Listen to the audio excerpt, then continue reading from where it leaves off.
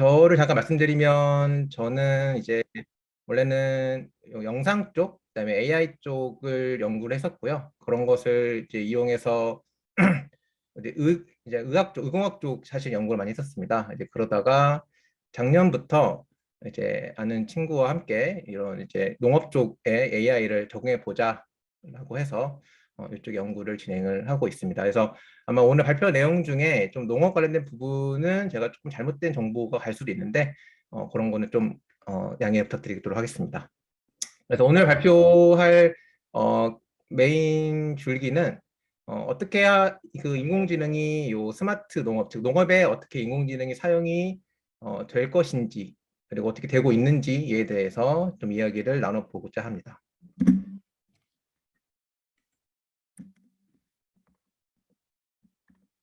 그래서 스마트 농업은 크게 이제 세 가지로 나눌 수가 있고요. 보통 스마트 산업, 스마트 농업은 사실은 크게 축산업도 있고 하지만 이런 농경 쪽에서는 크게 세 가지로 적용할 수가 있습니다. 그래서 첫 번째는 이제 오픈필드, 즉 노지에서 적용하는 스마트 농업이 있을 수가 있고요. 그 다음에는 이제 그린하우스, 즉 이렇게 유리나 혹은 비닐 하우스 여러분 많이 보시던 그러한 어떠한 좀 빛이 외부에 들어올 수 있는 건물 안에서 농작물을 짓는 컨트롤된 환경에서 농작물을 짓는 종류가 하나 있고요. 그 다음에는 이제 버티컬 팜이라는 게 있습니다. 이거는 이제 보통은 인도어 팜이라고도 많이 하는데 실내 건물에서 농장을 이제 작물을 짓는 거죠. 그래서 아마 여러분이 뭐 공항이나 여러 가지 뭐 지하철 왔다 갔다 하시면서 많이 보셨을 거예요. 그래서 이 각각의 이제 산업에서 우리 이제 스마트 농업을 이제 적용하려고 많은 사람들이 노력을 하고 있습니다.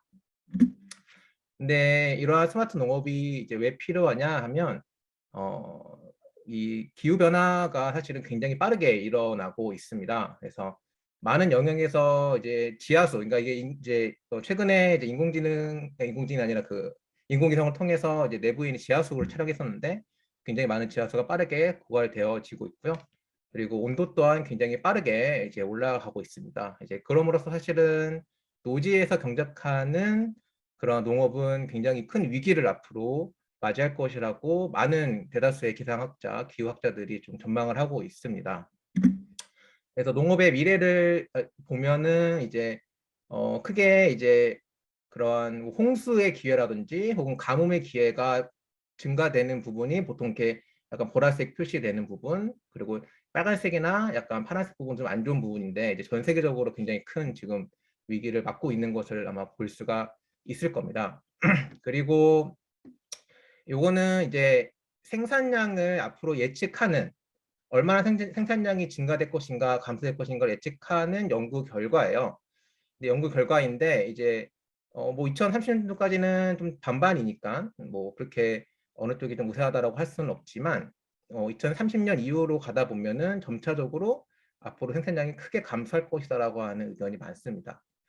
그리고 또 한 가지는 이러한 그 특히나 이제 이런 온실가스, 그렇죠? CO2나 여러 가지 탄소를 배출하는 가장 큰 요인 중에 하나가 뭐 에너지도 있죠. 에너지 여러분이 차 타고 다니거나 이제 그런 거 농장에 돌리면 나오는 매연들이 있긴 하겠지만 또 다른 게 하나가 바로 요 아그리컬처, 즉 요 농업 자체가 사실은 굉장히 환경에 안 좋은 산업이에요.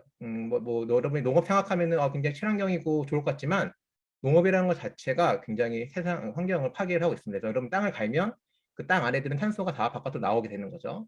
그럼으로써 굉장히 기후가 위기가 있다.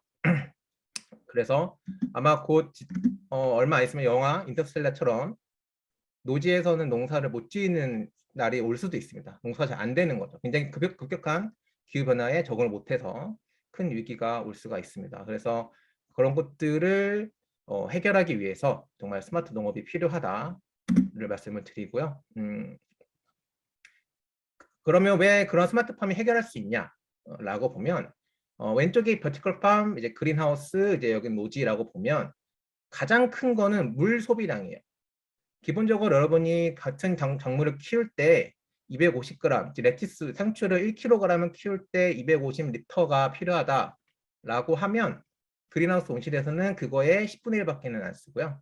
그리고 버티컬 팜에서는 그거에 또 10분의 1밖에 안 씁니다. 거의. 굉장히 적게 쓸 수 있죠, 물을요. 그리고 생산량도 거의 10배 차이 나죠. 상추 같은 경우에는 3.9인데 여기는 41kg고 여기는 버티컬 팜이니까 사실은 더 높을 수가 있습니다. 그리고 밑에는 이제 푸드 마일리스라고 하는데 이거는 뭐냐 하면 기본적으로 작물을 생산하면 그게 끝이 아니죠. 작물을 생산하고 그것을 도시나 이런 여러 가지 사람들이 사는 곳으로 운반을 해야 됩니다. 그럼 운반할 때에도 많은 환경을 많은 가스를 배출하면서 운반할 수밖에 없죠. 그런 푸드 마일리지를 봤을 때에도 노지에 비해서 그린하우스 비해서는 이제 버티컬팜이 좀 더 좋은 것을 볼 수가 있습니다. 근데 단순히 요거를 보고 여러분이 버티컬팜이 좋네라고 얘기는 하시면은 사실은 안 되고요. 굉장히 많은 관점에서 따져봐야 할 점이 있습니다. 그래서 왜냐하면 버티컬팜 같은 경우에는 아무래도 내부 안에서 작물을 키우다 보니까 LED를 켜야 됐죠. 그럼 그 LED가 다 전기죠. 그래서 전기가 엄청나게 많이 든다입니다. 그래서 사실은 그런 에너지 비용 때문에 국내에 만약에 전기료가 올라간다라면 굉장히 좀 어려운 산업일 수 있고요. 그다음에 자원 비용 같은 거를 보면 예를 들면은 이제 노지랑 그린하우스를 비교하게 되면은 그린하우스는 그 굉장히 시설을 짓는데 많은 돈이 들어갑니다. 시설 비용이 굉장히 많이 들어가서 뭐 예를 들면은 뭐 1,500평, 뭐 2,000평을 짓는데 온실만 30억 정도 들어가요. 그러니까 초기 투자 비용이 굉장히 많이 들긴 하죠.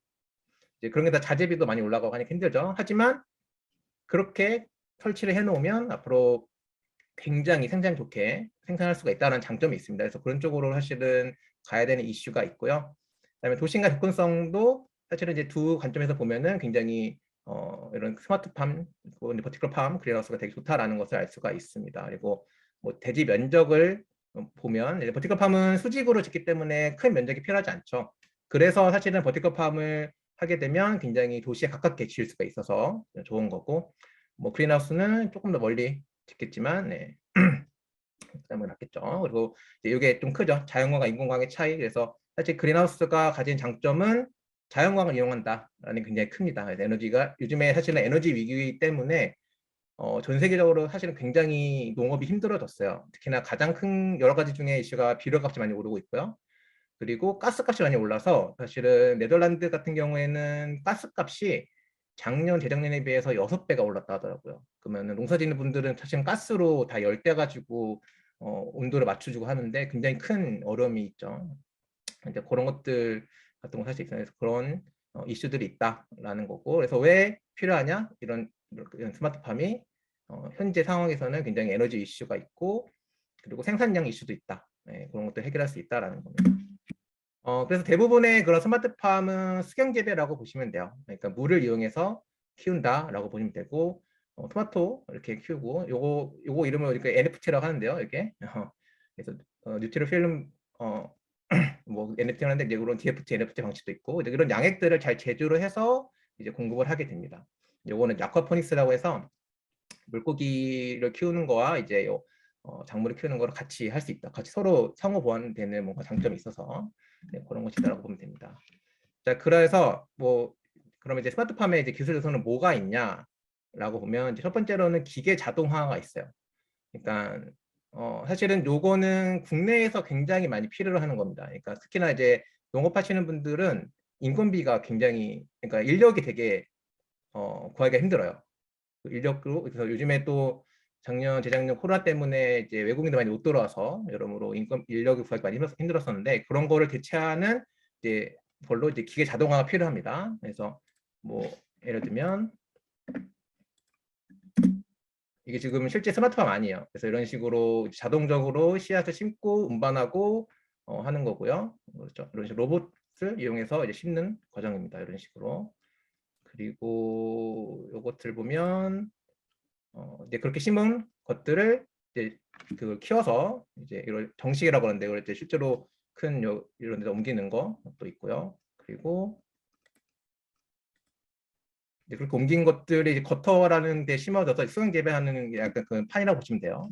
그런 판들이 이제 이런 식으로 움직이면서 이제 작물을 키우게 됩니다. 그리고 그런 것들을 실제로 이렇게 거대한 뭐 트레일러 같은 것이 이제 물도 주고 양분도 주고 하는 거죠. 그래서 농업이라는 것이 굉장히 공장화가 되고 있습니다. 그러니까 결과적으로 식물 공장이라고 보시면 될 것 같아요.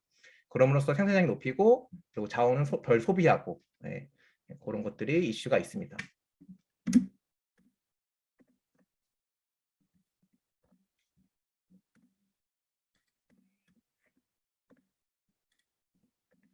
번째는 이제 센서 및 제어 시스템이 있습니다. 그러니까 저희가 온실을 제어를 하려면 수많은 센서가 필요하고요. 그리고 그 센서를 기반으로 저희가 제어해야 될 것들이 꽤 많이 있습니다. 그래서 보면은 센서 같은 경우에는 온실 내 온도, 뭐 습도, 그다음에 pH나 EC 센서, 이온 센서들 필요하고, 그다음에 광량을 재는 파 센서가 필요하고요. 그다음에 시옷 센서가 필요합니다. 그래서 그런 것들을 이용해서 자동으로 뭘 제어하냐? 스크린을 켜고 닫고, 그다음에 램프를 켜고 끄고, 온도를 올리고 내리고, 그다음에 요 작물들의 간격을 벌려주고, 그다음에 시오트를 넣어주고, 물을 넣어주고, 언제 수확하는지 넣어주고 이런 것들이 있습니다. 그래서 이러한 요소들이 있는데 들어보면 아직까지는 AI 인공지능이라고 하긴 좀 애매하죠. 네. 이런 것들은 현재까지 아주 잘 구성이 되어 있습니다. 그래서 많은 스마트팜이라고 하면 여기까지 하는 것을 보통 얘기를 하면 될 것 같아요. 그러면 실제로 현재 스마트팜은 어떠한 현황이 있냐? 스마트팜은 물론 방금 전에 봤던 그런 기술들과 이제 데이터 기반의 제어를 수행을 하고 있습니다. 근데 데이터 기반의 제어라고 하는 것이 과연 인공지능 제어인가라는 거에 대한 좀 물음표가 있어요. 그러니까 말하자면은 그런 데이터들이 많이 있고 그 데이터를 기반으로 온실을 제어를 하지만 그런 제어들은 결과적으로는 그런 그린핑거라고 하는 굉장히 잘 키우는 농사를 잘 키우는 사람들이 그 데이터 기반으로 잘 어떤 전략을 세워주면 그걸 갖고서는 키우는 거거든요. 근데 그거는 사실은 인공지능 제어라고 할 수 없어요. 왜 안 되냐? 인공지능 제어를 하기 위해서는 그 날마다 작물이 어떻게 자라는지를 보고 키워야죠. 그렇죠? 현재는 근데 그러한 시스템, 그러니까 양산 온실에서는 아직 그러한 시스템이 잘 구축이 되어 있지 않습니다. 그냥 온실의 제어를 잘 뿐이지 온도나 습도나 이런 거를 정말 작물을 보고 얘가 잘 자랐네, 얘가 뭐 더 어떻게 자랐네 이런 거를 보고 거기에 피드백을 받아서 제어한다 라는 거가 아직은 조금 부족해요. 그래서 사실은 제가 연구하는 부분이 바로 어떻게 하면 머신러닝 기반으로, 어떻게 하면 인공지능 기반으로 이러한 온실을 제어할 수 있을까에 대해서 연구를 수행을 하고 있습니다. 그러한 인공지능 온실을 위해서는 뭘 해야 될까요? 인공지능 온실을 위해서는 당연히 데이터를 자동으로 수집을 해야 됩니다. 여기서 말한 데이터는 그냥 단순하게 온실의 온도, 습도, 광량 이런 거가 아닙니다. 작물의 상태, 작물의 크기, 작물의 무게, 작물의 안에 들어있는 뭐 광합성 정도 이런 것들을 데이터를 수집해야겠죠. 그러니까 여기 과정에서는 어떤 데이터를 모을지를 정의를 내려야 됐고 그거에 대해서 굉장히 그 농업에 대한 지식이랑 그다음에 인공지능에 대한 지식이 같이 있지 않으면 굉장히 좀 어려운 단계라고 볼 수 있습니다. 그리고 그 다음으로는 영상 기반으로 여러 가지 작물의 정보들을 추출을 하고 그런 기반으로 빅데이터를 구축을 한 다음에 우리가 온실을 어떤 걸 제어하기 위해서는 이제 정말 디지털 트윈을 만들어 봐야 됩니다. 그래서 이런 디지털 트윈이 지금까지는 뭐 데이터 기반도 있긴 하지만 주가 되는 게 어떠한 이제 물리적인 이론식에 대해서, 그러니까 어떤 미분 방정식에 따라서 작물이 증가되고 감소되는 거를 연구를 통해서 얻어서 이제 그렇게 만들어 놓는데 이제 이러한 작물 데이터를 기반으로 이런 디지털 트윈을 만들면 이제 그걸 기반으로 이제 강화학습 에이전트가 열심히 학습을 해서 그 학습된 에이전트가 정말 실제 온실에도 적용이 되도록 도와주는 거죠. 이러한 사실 플로우가 저는 필요하다라고 보고 있습니다. 저희가 사실은 이제 작년부터 이제 여기 있는 이제 저희 회사를 이제 차릴 건데 그 대표랑 같이 이제 진행을 하게 됐는데 그때 이제 작년에 저희가 하려는 내용에 대해서 그 네덜란드에 있는 바게닝겐 대학교에서 이제 온실 자동화 챌린지를 열었더라고요. 그래서 한번 우리 여기 참여해봐서 실력도 늘리고 한번 경험을 해보자 해서 참여를 했고요. 그래서 좀 좋은 성적을 얻었던 것 같습니다. 그래서 이게 지금 제 3년 차 대회인데요. 이제 매년에 그 총 3번의 단계가 있습니다. 그래서 첫 번째 단계는 이제 온라인 챌린지였어요.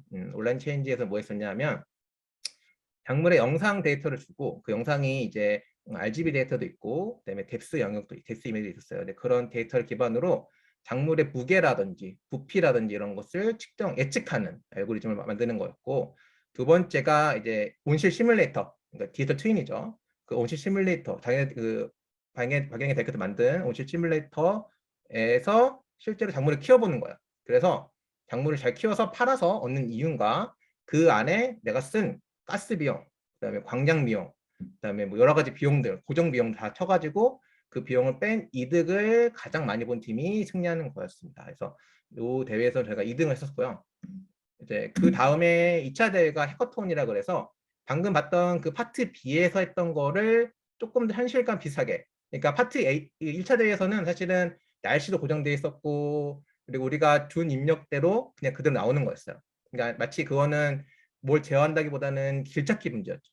어떻게 해답을 빨리 찾는 문제였으니까. 근데 이제 2차 대회에서는 날씨도 변하고 같은 입력을 줘도 날씨에 따라서 다르게 성장하는 그러한 온실을 만들었더라고요. 그래서 그것을 준비를 하고 그 실제 그러한 시뮬레이터를 딱 대회 시작 전에 딱 공개한 다음에 하루 동안에 그거를 이용해서 대회를 해서 가장 많이 높은 이익을 얻어라라는 대회였어요.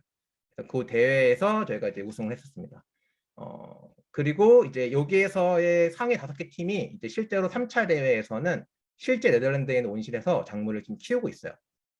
그래서 지금 여기 온실이 이제 네덜란드의 블레스와이커라고 하는 데 있는 그 바게ningen 연구소 대학교 연구소에 있는 온실이거든요. 이 온실에서 실제로 작물이 있고 저희가 지금 여기 한국에서는 그런 여러 가지 그 클라우드 서버 시스템을 통해서 얘를 지금 제어를 하고 있습니다. 그래서 좀 이따가 그 되고 있는 것도 좀 보여드리도록 하겠습니다. 그래서 요 3차 대회는 지금 진행 중에 있고요. 요거는 이제 저희가 완전 자동화를 하고 있기 때문에 중간에 개입은 할 수 있지만 이제 개입을 하게 되면 페널티를 먹어요. 근데 완전 자동화 시스템이기 때문에 한번 연습을 줬어요. 그래서 2월 달에 한번 키워보라라고 하고 이제 2달간 키웠고요. 이제 그리고 지금 이제 한 달간 준비 기간을 가진 다음에 이제 5월 1일부터 사실은 이제 다시 이제 진짜 마지막 파이널이죠. 이제 파이널 대회를 지금 진행을 하고 있습니다. 그래서 사실 요거가 이제 저희가 지금 뭔가 문제가 생겨서 서버에 개입을 하느라고 제가 주말에 좀 준비를 많이 못했던 점이 있네요. 그래서 이거에 대해서 좀 더 자세하게 설명을 드리도록 하겠습니다. 제가 뭘 했고 어떠한 이슈가 있었는지. 그래서 아까 말한 것처럼 저희가 데이터 기반의 제어라기보다는 AI 제어, 인공지능으로 스마트팜을 제어한다라고 하면 뭐가 필요하냐? 작물의 상태를 실시간으로 AI가 파악해야 돼요. 그래야지만이 실시간으로 뭔가 온도를 제어하고 뭐 습도도 제어하고 하겠죠. 광량도 제어하고. 그래서 어떠한 데이터들이 있나, 어떠한 데이터들이 있냐라고 얘기하면 바로 이게 이제 1차 대회 때 했던 거예요. 이런 RGB와 뎁스 이미지를 줬어요. 리얼 센스를 찍은 건데 그러면 요 상추의 프레시 웨이, 그러니까 약간 따자마자 싱싱한 거의 무게, 그다음에 리프 에리아는 이거를 다 하나 펴서 그 이면적을 잰 거예요. 그리고 드라이 매터는 얘를 말려요. 쭉 말려서 그 건조한 그 무게, 그리고 볼륨은 이제 이거의 뭐 다이아미터나 하이트를 재는 거였어요. 그래서 그러한 것들 요 이미지로 이제 리그레션을 통해서 예측하는 게 필요하죠. 왜냐하면 인공지능이 사람이 사실은 이제 제가 만약에 농구라고 한다면 어떻게 되겠어요? 매일매일 나가서 얼마큼 잘하는지를 보고 한번 잘라서 무게도 재보고, 그렇죠? 그리고 얘가 좀 흐물흐물하네, 뭐가 무게가 안 드러나네, 그러면은 설정을 바꾸겠죠, 그렇죠? 그런 것들을 하기 위해서는 당연히 AI도 그러한 정보들을 이미지만으로 얻을 수 있어야겠죠. 그러니까 물론 뭐 직접적으로 무게를 잴 수도 있고 하지만 제일 편한 거는 이미지로 할 수 있는 게 제일 편한 거죠. 그래서 그러한 것들이 있고 이제 이 부분이 사실은 제가 이번 대회에서 느꼈던 부분이에요. 정말 작물의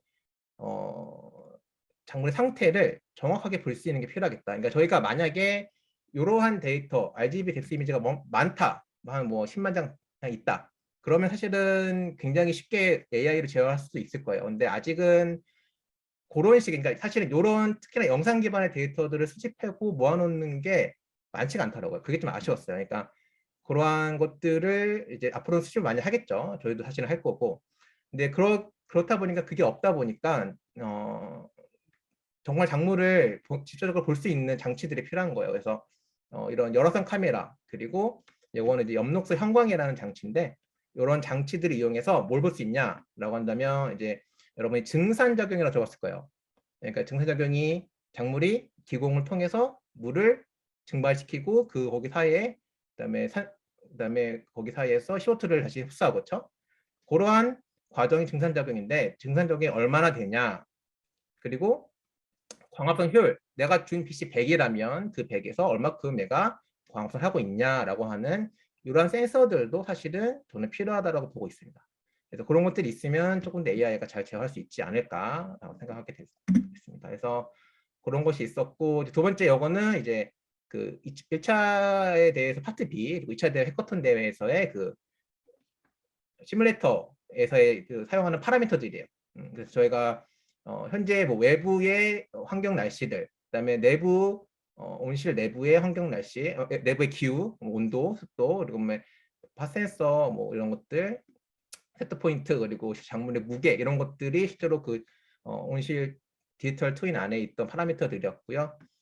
요거는 저희가 이제 이번 3차 대회 때 키운 거와 실제 이제 그쪽에서 만든 시뮬레이터가 얼만큼 잘 비례하는지를 보여주더라고요. 그래서 보니까 대충 저희 거 사실 여기 있었는데 대충 보니까 어느 정도는 비례하겠죠. 시뮬레이터가 예상한 무게를 대충 예상하는 거죠. 그러니까 그렇게 키우면 그렇게 나올 것이라고 예측하는 시뮬레이터 모델이 나왔다. 그래서 이제 그런 것들이 필요하다는 거예요. 저희가 앞으로 온실을 제어할 때 그러한 정말 많은 데이터들을 모아서 그런 시뮬레이터를 만들어야 된다라고 생각을 하고 있습니다. 그리고 물론 그런 것들이 작물별로, 그리고 온실도 사실은 다양해요. 온실이 구조가. 그래서 온실의 종류라든지 뭐 메이커라든지 이런 거별로 다 사실은 그런 데이터들이 필요하다. 그리고 그런 데이터들로 이런 시뮬레이터들을 만들어야 된다입니다. 그다음에 저희가 뭐 이거는 사실은 저희가 만들었던 알고리즘의 일부인데, 그래서 저희가 뭐 기본적으로는 이제 SSC라는 알고리즘을 써서 제어해서 그 작물을 재배했었고요. 시뮬레이터 안에서. 그러다 보니까 어, 어, 그러한 이제 제어들을 하다 보니까 제가 2차 대회 때까지는 사실은 시뮬레이터 안에서는 제어하는 게 그렇게 어렵진 않았어요. 근데 3차 대회, 그러니까 실제 리얼 온실에서 작물을 알고리즘으로 재배를 하려다 보니까 굉장히 어려운 거야. 이게 데이터도 없죠. 그리고 그 아까 말한 것처럼 사실은 이 대회의 구성이 어떻게 됐냐면 여기에서 이런 작물 이미지를 이용해서 요거를 얻으면 그렇죠? 그리고 이런 온실 시뮬레이터를 기반으로 제어를 하면 실제 온실을 제어할 수 있을 거다라는 가정에서 대회가 구성이 된 거거든요. 근데 실제로는 그렇지 않았어요. 실제로는 되게 다르게 반응했거든요. 실제 온실이. 이제 그러다 보니까 이게 사실상으로는 저희가 원하던 그런 강화학습 제어는 쉽게 적용할 수가 없더라고요. 사실 이건 다 뭐 사실 강화학습이 모든 영역에서 다 똑같은 겪는 이슈긴 하죠. 그래서 앞으로의 그러한 이제 제어 전략을 보면 이제 모델과 제어 전략을 구분할 수 있을 것 같아요. 모델은 아까 말한 시뮬레이션 모델이겠죠. 근데 그런 모델 같은 거는 데이터의 양에 따라서 초반에는 약간 물리적인 함수에 의한 모델이라 한다면 점차 데이터가 많아지면 이제 머신러닝 기반의 모델을 만들게 되겠고요. 그리고 제어도 단순하게 그냥 데이터가 없을 때에는 그냥 사람이 제어하는 거. 그러니까 휴리스틱으로 제어하는 게 훨씬 더 잘할 수 있어요. 그리고 뭐 대표적인 예로는 뭐 PID라든지 혹은 MPC 제어도 있어요. 모델 프리시전 컨트롤 제어도 있는데 그런 제어들을 수행을 하다가 데이터가 쌓이면 점차적으로 강화학습 지원해야 되겠다라는 생각을 하게 됐습니다. 그래서 그런 전략이 필요하다라는 거고요. 좀 더 자세하게 챌린지 설명을 드리자면 바로 요게 이제 실제로 그 주최 측에서 준 데이터들이에요. 얘네들은 이렇게 좀 딱 어디에 딱 이렇게 배치해놓고 찍었죠.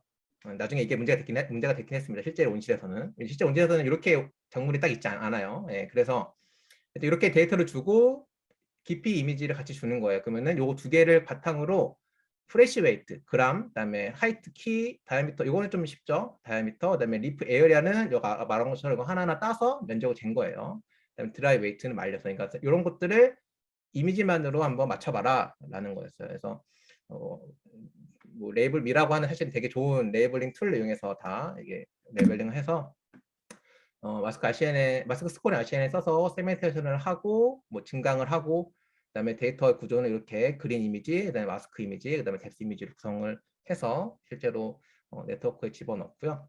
한 가지 이 마스크 스코어링 RCN에 설명을 드리자면 여러분이 아마 마스크 RCN을 많이 들어보셨을 거예요. 그 인스턴 세그멘테이션을 하는 알고리즘인데 아마 요거에 대해서는 좀 나중에 기회 되면은 뭐 여러분 찾아보셔도 되고요. 근데 조금 더 이제 IOU를 조금 더 잘 찾아주는, 그러니까 기존에 있던 마스크 RCN에는 사실은 ROI 박스는 잘 찾을 수 있는데 그 안에 이제 마스크 이미지에 따른 IO가 잘 안 나올 수 있어요. 왜냐면은 그 ROI 박스로만 그냥 그 코스트 펑션을 계산하기 때문에. 근데 이제 마스크 스코어 RCN에는 자체적으로 얘가 IO를 예측을 하거든요. 그래서 그 예측한 것을 높이도록 학습을 하기 때문에 조금 더 정확하게 전체 영역을 잘 딸 수가 있게 됩니다. 그래서 여러분들 기회 되시면 마스크 스코어 RCN 한번 찾아보시면 좋을 것 같아요. 전반적인 모델은 이제 레지넷 모델과 데스넷 모델을 썼고요. 다른 여러 가지 에피어스넷이라든지 다른 여러 가지 모델 썼지만 이게 데이터가 많지 않다 보니까, 그러니까 저희가 받은 데이터가 많아봤자 300장이었거든요. 그러다 보니까 조금 잘 안 되더라고요. 뭔가 레지넷이 그나마 좀 잘 돼서 썼고, 여기서 조금 말씀드리고 싶은 거는 이제 그냥 레지넷이 아니라 여러 가지 레지넷 트릭을 썼습니다. 그러니까 구조를 좀 바꾼 거가 있어요. 그래서 사실 제가 요거를 여러분들에게 잠시만요. 이게 제가 추천을 해드리고 싶은 게, 제가 요거는 왜 했냐면 대회다 보니까 저희는 0.1%도 올려야 되잖아요. 근데 그러다 보니까 어떻게 하면은 요 리그레션 하는, 그러니까 뭐 클래시피케이션 하고 리그레션 하는 거 성능 높일 수 있을까에 대한 좀 리서치를 많이 했었고, 그래서 여러분들에게 조금 추천해드리고 싶은 논문이 요 배그 트릭이라고 하는 이미지 분류에 있어서 어떻게 하면은 조금 성능을 높일 수 있는지에 대한 다양한 트릭들이 존재를 해요. 그래서 이런 것들을 보시면 되고, 이제 그거에 대해서 보통은 한글로 잘 누가 설명을 해놨죠. 그래서 어떤 것들이 있냐 간단하게 설명을 드리면, 뭐 일단은 뭐 배치 학습을 어떻게 하는지, 배치 사이즈를 어떻게 하는지에 대해서, 그다음에 보통 이거 많이 들어보셨을 거예요. 러닝 레이트를 웜업한다. 초기에 랜덤 값이기 때문에 너무 급격하게 그 러닝 레이트를 높이면 안 된다라는 거고, 뭐 감마는 0으로 맞춰주고, 뭐 그런 것들이 있습니다. 그래서 이 모델 성능 바꾸는 방법, 그러니까 이런 레지넷 50, 레지넷 D, D를 써서 하면 좀 더 잘 됐고요. 그리고 그다음에 요거 코사인 러닝 레이트 디케이 이런 거를 썼습니다. 그래서 초기에 보통은 여러분이 학습할 때 보면은 러닝 레이트를 높였다가 내리죠. 근데 학습이 잘 되도록 초반에 웜업을 시켜주는 거가 필요하더라고요. 물론 여러분들이 전이 학습을 이용한다고 하면은 요 과정이 보통 필요 없을 거예요. 근데 저 같은 경우에는 요 데이터가 좀 낯설다 보니까 학습이 잘 안 되더라고요. 그래서 잘 되도록 이런 식의 기술을 써서 조금이라도 성능을 높이도록 좀 노력을 했었습니다. 그다음에 뭐 믹서, 뭐 이거는 뭐 등료는 안 했고, 네, 그래서 이런 것들이 있다라는 거고, 여러분 나중에 뭐 카톡에다가 그 채팅방에다가 요거는 링크를 공개해드리도록 하겠습니다. 그런 식으로 작업을 했습니다. 그리고 이제 해커톤에서는 실제로 이제는 이제 시뮬레이터를 제어해서, 그렇죠? 마치 게임을 하는 거죠. 게임 알파스타처럼 게임을 하는 거죠. 이제 그러다 보니까 그때 이제 요 강학습, 제가 원래 처음부터 좀 옛날부터 강학습에 대해서 관심이 있었었는데 제대로 좀 공부를 안 하고 있다가 이번 기회에 좀 공부를 하게 된 계기가 되었어요. 그래서 해커톤에서 강학습을 좀 공부를 했었고, 이것도 간단하게 설명을 드리자면, 그게 여러분이 이 모델 프리 RL과 모델 베이스드 RL이 있다라고 들어보셨을 거예요. 그래서 모델 프리 RL이 사실 좀 유명한, 여러분 대부분 아는 모델들이 여기에 속해 있어요.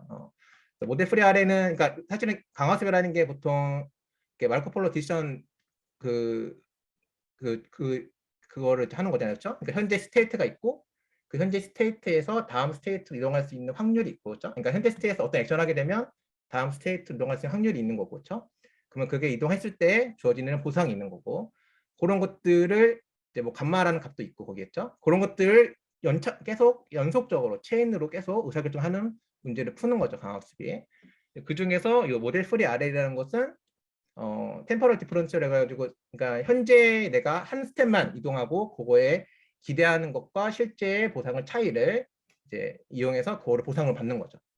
이제 그래서 모델 프리 RL은 좋은 점이 뭐냐면, 실제로 그 시뮬레이션 모델이 어떻게 동작하는지를 몰라도 돼요. 그러니까 내 모델이 어떻게 구성되어 있고 얘가 어떤 원리로 동작하는지를 사전에 알지 못하고 그냥 넣으면 걔가 알아서 하신 학습을 하는 거거든요. 좀 더 좋은 거를 알을 수 있겠죠. 좀 더 좋은 걸 찾을 수 있겠죠. 그래서 대표적인 예로는 Q 러닝이 있을 수 있고요. 그다음에 정책 학습죠. 정책 강화 학습을 정책으로 이제 그레디에이션으로 있을 수 있는 거죠. 큐 러닝은 알다시피 내가 어떤 액션을 할 경우에 미래에 얻는 보상을 Q로 알 수 있는 거죠. 대표적인 게 바로 DQN이고, 짧게만 설명드릴게요. 제가 강의를 할 수준은 아니어가지고. DQN의 단점은 뭐냐면은, 단점은 이게 연속적인 액션 스페이스일 경우에는 사실 쓰기가 좀 어려워요. 그래서 그런 것들을 이용하기, 연속적으로 바꿔주기 위한 게 DDPG라는 것이고요. 여러분 나중에 관심 있으면 한번 찾아서 공부를 해보시면 좋을 것 같아요. 그리고 사실은 요 정책 정책 최적화라고 하는 것이 사실은 어찌 보면은 현재 스테이트에서 바로 그냥 정책 네트워크가 너 어떻게 해라라고 정책을 뽑아주는 거죠. 그걸 학습을 하는 건데, 대표적인 게 A2C, 그다음에 좀 진짜 어려운 좀 TRPO라는 네트워크 방식도 있습니다. 요거는 뭐 설명을 드리지 않도록 하겠습니다. 예, 그리고 사실은 SAC, 그러니까 소프트 애터 크리틱이라는 것이 다 써봤어도 사실 이게 제일 잘 나오더라고, 성능이. 그래서 저희가 요거를 좀 중점적으로 했었고, 대략적으로 얘가 뭔지를 설명을 좀 드리자면, 요 SAC라고 하는 거는 이제 이런 식으로 이제 Q 값이 있어요. 내가 그러니까 요 액션을 어떻게 함에 따라서 보상 받는 거를 표시해 주는 그래프라고 보시면 돼요. 내가 요 액션 하면 요 보상 받고, 요 액션 하면 요 보상 받죠. 일반적으로는 그냥 요게 제일 높으니까 요 액션만 취하면 되겠죠. 그렇죠?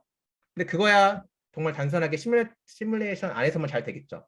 그렇죠? 현실 세계에서는 잘 안 될 수 있었죠. 왜냐하면 다양한 액션들이 필요할 수 있으니까. 그래서 그러한 것들을 이렇게 분산시켜주기 위해서, 그래서 거기에 엔트로피라는 개념을 집어넣은 강화학습이라고 보시면 돼요. 그러니까 좀 복잡한 내용이긴 하지만 그냥 그런 것도 있다 정도만 여러분들이 한번 듣고 나중에 관심 있으시면 연구를 하시면 될 것 같습니다. 그리고 사실 제가 해보고 싶었던 게 바로 요 드리머라고 하는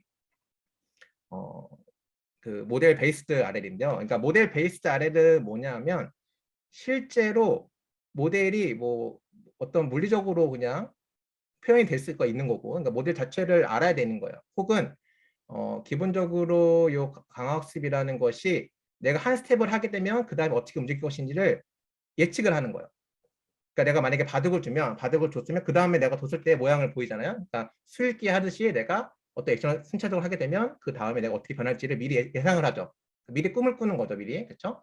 그런 상태, 여상이 바로 그런 거예요. 그래서 여러분이 이미지를 집어넣으면 그 이미지가 너무 크기 때문에 이거를 이제 오토 인코더 형식을 통해서 얘를 되게 작은 인덴트로 바꿔주고, 그다음에 네, 작은 벡터를 바꿔주고, 작은 벡터에서 보통 보상을 뽑아내죠.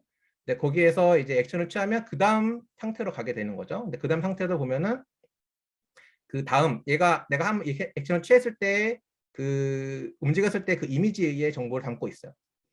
그런 식으로 모델을 만들어 놓으면 그 다음에 얘가 꿈을 꾸는 거예요. 내가 이미지를 처음에만 들어갔으면 그 다음에 내가 어떤 액션을 뽑을 것인가에 대해서 상상을 하고, 그 액션을 하게 되면은 그 다음 세트는 어디로 가게 되는지를 예상을 하고, 그래서 내가 한 수, 뭐 두 수 앞을 보는 거죠. 여러분이 마치 장기를 두나 바둑을 두는 것처럼 학습을 하는 것이 바로 모델 베이스드 RL이에요. 그래서 이런 것들을 이용해서 사실은 온실에서는 뭘 하고 싶었냐면은, 온실 환경은 사실은 어찌 보면은 그러한 미래 상태를 예측하기가 조금 가능할 수 있는 상태예요. 왜냐하면 온실이라는 것은 어찌 보면 컨트롤된 환경이거든요. 그러니까 온도나 습도를 제어하는 환경이란 말이에요. 그렇죠? 내가 얼마를 두면 그 온도가 어떻게 바뀌고 습도가 어떻게 바뀔지를 알려주는 환경입니다. 그래서 그런 것들 이용해서 해보고 싶었지만 요거는 좀 적용 못했고요. 나중에 여러분들이 한번 기회가 되시면은 이것도 한번 살펴보셨으면 좋을 것 같습니다.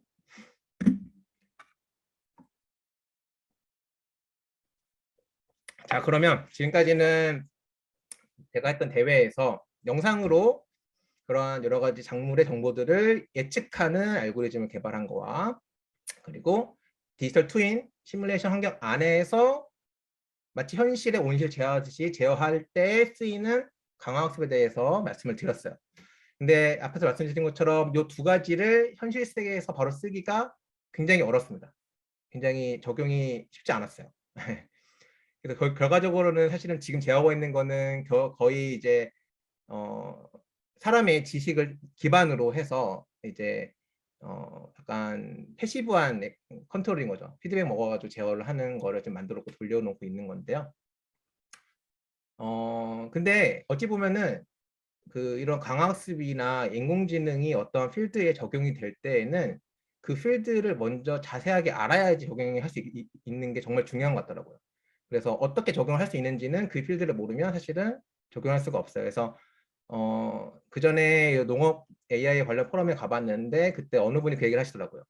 아직 많은 AI를 하시는 분들이 사실은 뭐 다양한 분야에 관심이 많으시긴 하지만 농업 분야에는 아직 많이 없다. 그런 분들이. 그러니까 그런 분들은 농업을 모르고 농업을 아시는 분들은 AI나 이런 데이터 기반의 제어를 모르죠. 그래서 이런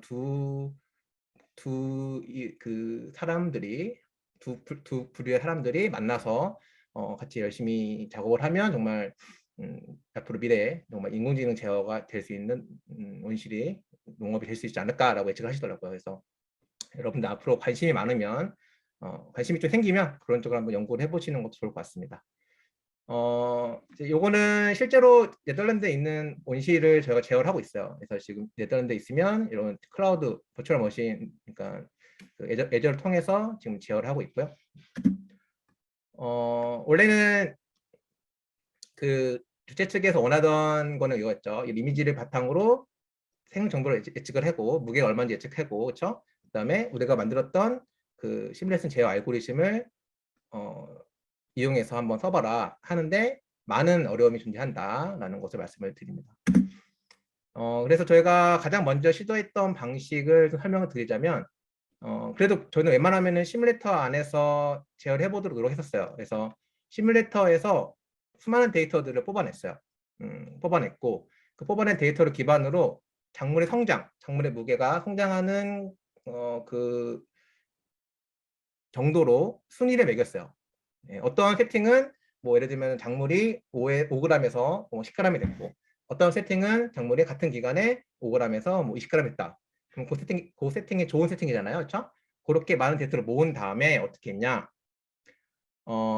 외부 환경에 따라서 그러니까 외부의 광량이 얼마고 외부 온도가 얼마고 그다음에 외부의 특정한 뭐 바람이 얼마냐 하는 그 조건에 따라서 데이터들을 따로 분류를 했어요. 데이터를 잘라낸 거죠. 잘라낸 다음에 요 제어에서 높은 성능을 가진 것만 모은 거예요. 80% 그러니까 상위 80% 그러니까 상위 20%인가요? 20% 데이터를 모아서 어떻게 했냐?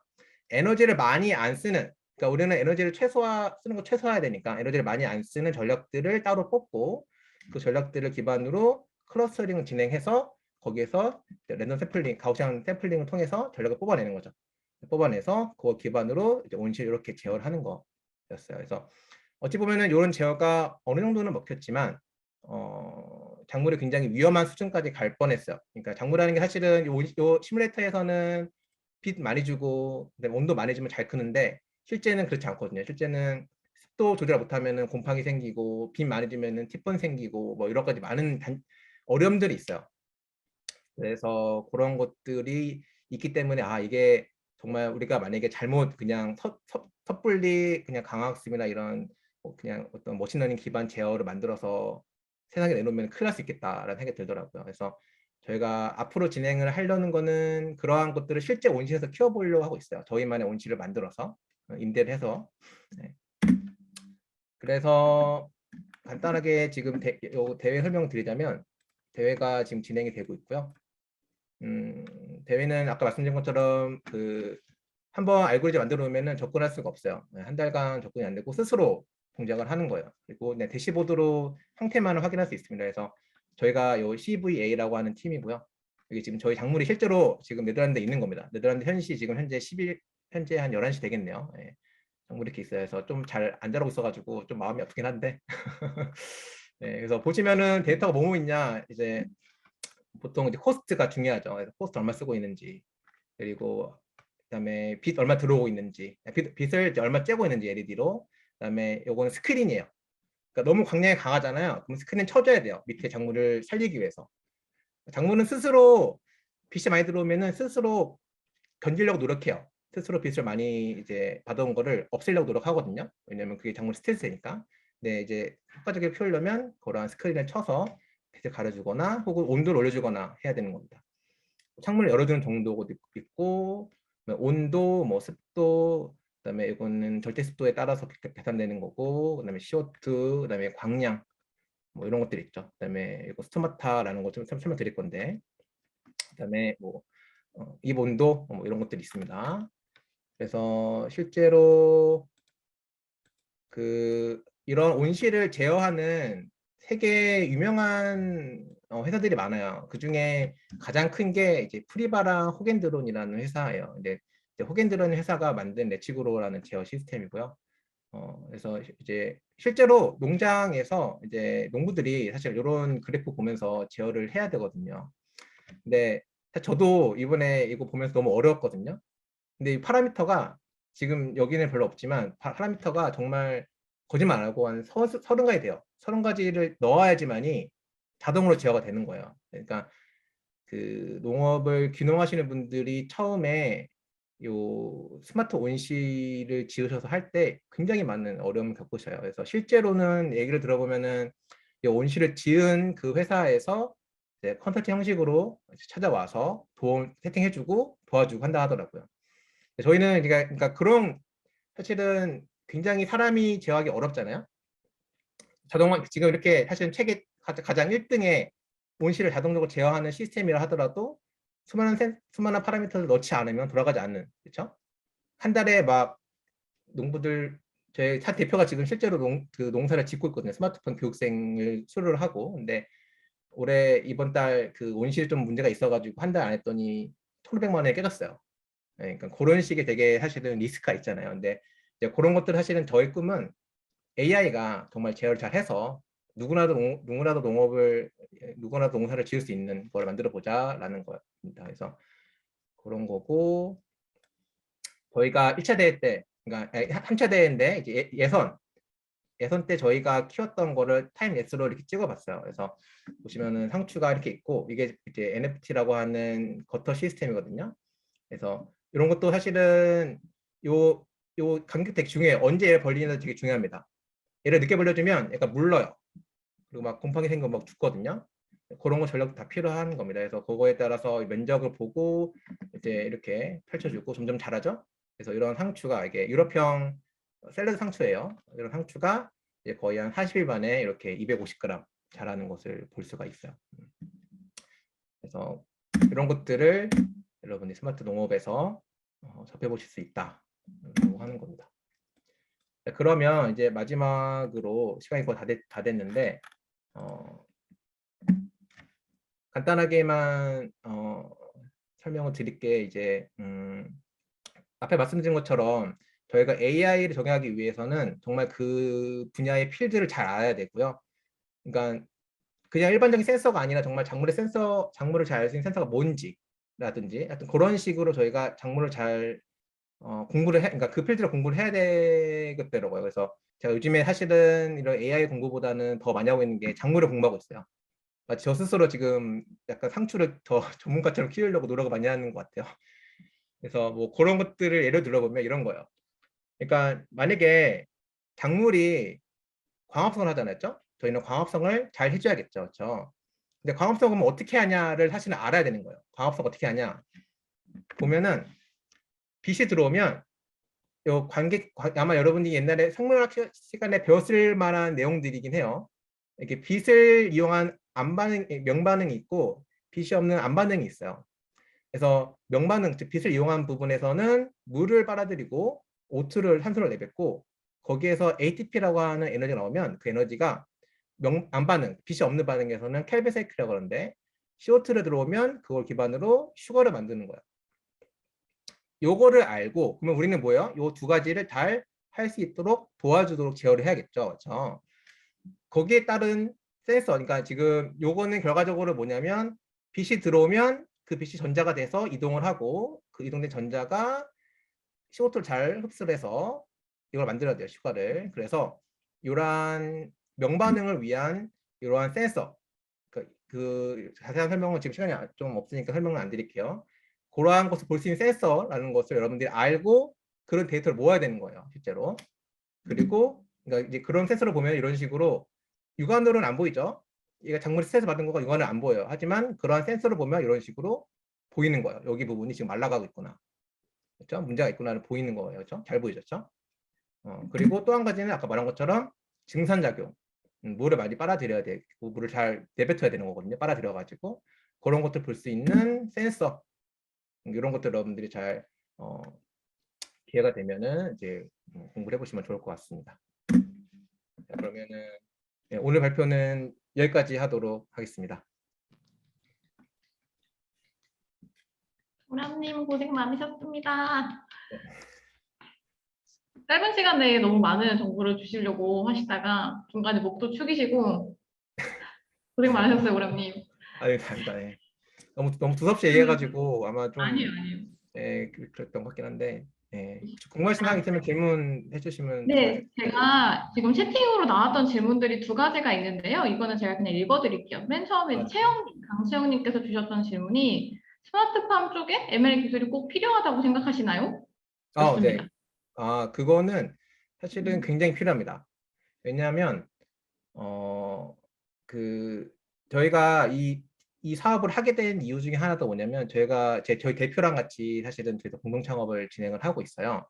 네, 대표는 원래는 기후환경 전문가였고 전 세계 기후가 문제가 있고 농업에 문제가 있는 걸 알고 기회를 보고서 한국에 들어왔어요. 그래서 이제 그 작년 우리나라에 사실은 되게 대표적인 스마트팜 보육 사업이 있거든요. 거기 사업에 들어가서 이제 1년간 그다음에 교육을 받고 그다음에 현장 실습도 몇 년간 수행하고 지금 실제로 임대 농장에서 농사를 짓고 있어요. 근데 잘 안 돼요. 어려워요. 그 얘기는 뭐냐면 초보 농부들, 진입하는 사람들 입장에서는 사실은 농사라는 게 굉장히 어렵거든요. 물론 뭐 한 십몇 년 키우신 분들은 사실은 요거 제가 얘기하면 약간 진짜 이거는 좀 속된 말인데 정말 씨알도 안 먹혀. 이거 왜 필요해? 라는 그런 생각도 내가 잘하는데 너가 나보다 더 잘할 것 같대? 약간 그런 생각도 있어요. 하지만 이러한 머신러닝 이런 강화학습이 필요한 이유는 뭐냐면 초보 농부, 그러니까 전 세계에서 자동화 농사를 키우려고 한다면 그러한 그린핑거 전문가가 없이는 못 키우는데 그런 것들을 사실은 강화학습 MR이 대신할 수 있다라는 점입니다. 그렇지 않으면 현재로서는 아직은 그런 제어가 불가능하다라고 말씀을 드릴 수 있겠습니다.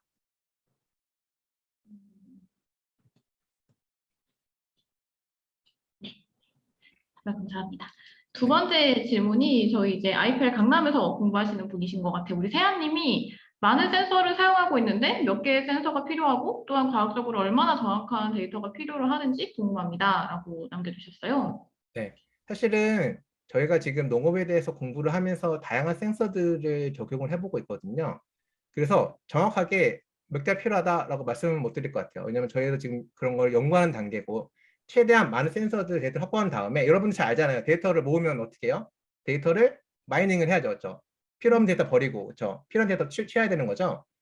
그래서 상관관계, 코레이션이 높은 데이터들만 취하고 아니면 버려야 되니까 저희가 하고 있는 건 사실은 최대한 작물을 볼 수 있는 많은 센서들을 확보를 한 다음에 그 확보된 센서를 다 쓰면 사실은 뭐 사업이 안 되겠죠. 그렇죠? 거기에 정말 필요한 센서들만 모아서 사실 만들 생각이 있습니다. 그래서 뭐 예를 들면 이런 거예요.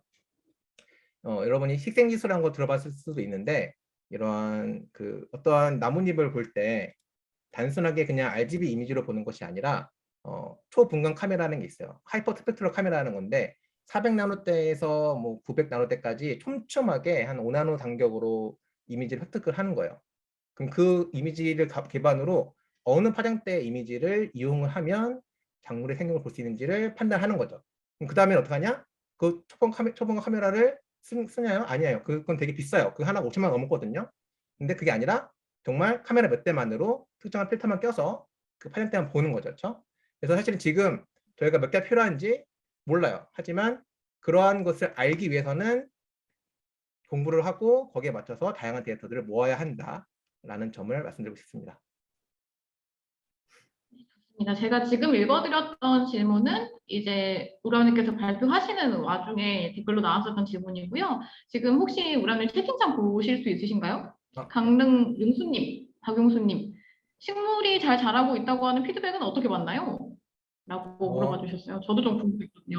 잘 자라고 있는 피드백은 이제 그리핑거들은 보죠. 육안으로. 만져보죠. 촉감을 보죠. 흐물흐물하다? 안 되는 거예요. 그럼 빛 더 주고 약간 칭찬해주면 또 살아나고. 보거나 만지거나 하면은 그리핑거들은 알아요. 근데 그리고 또 무게도 재보죠. 무게도 보고 지금 한 몇 주 키웠는데 이 무게네? 좀 잘 키웠네? 아니면 못 키웠네? 알 수 있어요. 혹은 그 모양을 봐요. 작물의 모양. 외형이 예를 들면 뭐 여러분이 웃자란다는 말 들어봤을 거예요. 웃자란다. 그렇죠? 광이 없으면 광을 받기 위해서 얘가 웃자라거든요.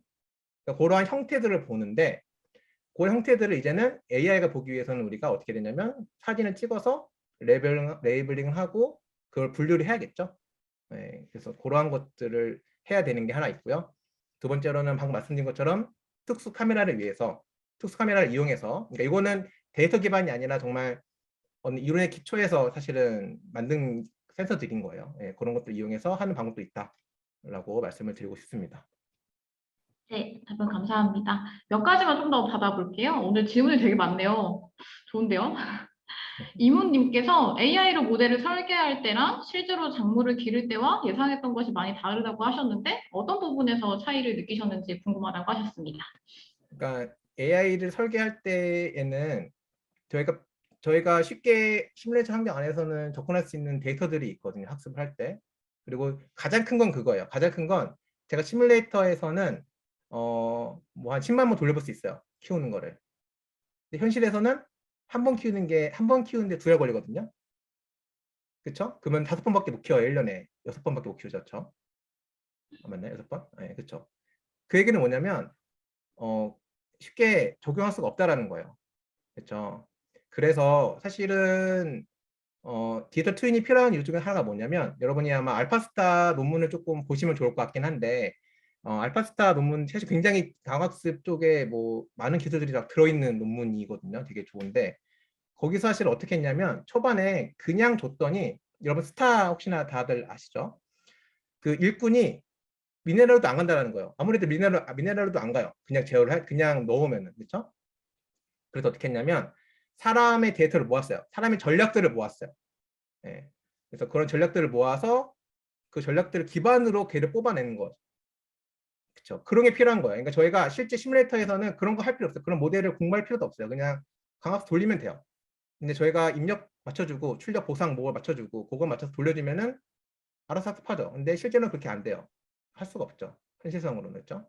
많아봤자 뭐 10번, 20번 할 테니까. 그래서 실제 온실에서는 정말 그 작물을 잘 키우는 사람들의 지식을 갖고 있으면서 AI에게 다 주는 것이 아니라 정말 요 부분 내가 전체 작물을 키우는 데서 요 부분은 먼저 AI한테 주고 그걸 하기 위해서는 어떻게 설계해야 된다는 것을 미리 사전에 짜고서는 돌려야 되는 거죠. 그러니까 그런 것들이 좀 현실에 왔을 때는 정말 많은 것들을 고려해야 된다는 게 좀 있는 것 같아요. 그런 점에서. 네, 답변 감사합니다. 오늘 질문이 진짜 많아요. 우람님한테 질문이 많은데요, 우람님? 아, 즐겁습니다, 저는. 너무 당황스럽네요 지금. 그냥 당황하시면 안 돼요. 우리 네. 모두파 지식을 나누고 함께 좋습니다. 네. 공부하는. 네. 네. 은경님 되게 저도 이것도 궁금했는데 앞으로 빌딩에서 농업할 수 있다고 하는데 가능할까요? 하고 있지 아, 않나요? 하고 있어요. 이미 인도 네. 파밍이라고 해서 하고 있습니다. 그래서 국내 대표적인 게 엔싱이라는 회사가 이미 하고 있죠. 컨테이너 박스 안에서 상추 음, 키우는 걸 하고 있습니다. 그래서 그런 걸로 그 회사는 그 중동에 나가서 이렇게 막 하려고 하고 있고 뭐 더 큰 꿈으로는 약간 화성에도 보내려고 하고 있더라고요. 그래서 좀 네. 실제로 하고 있습니다. 예, 그거는. 네. 네.